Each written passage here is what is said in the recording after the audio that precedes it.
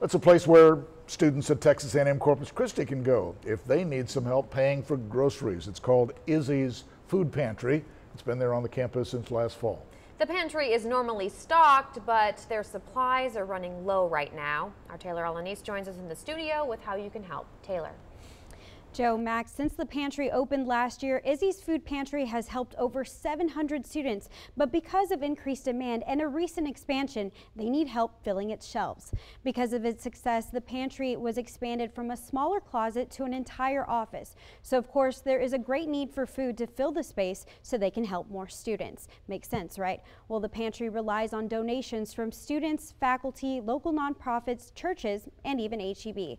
The most popular items are breakfast bars, cereal, beans, rice, pastas, basically anything that someone can make quickly and easily. Organizers say already this fall they've had 39 additional students sign up for assistance. We knew that food insecurity affected a wide range of students here on our campus, and we wanted to make sure that we could do everything within our power to ensure student success.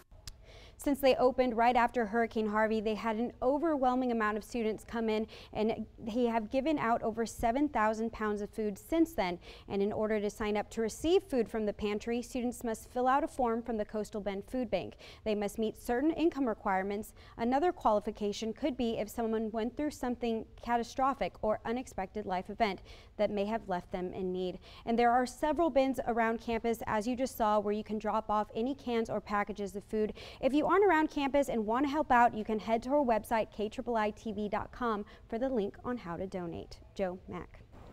Very good, Taylor. Thank you.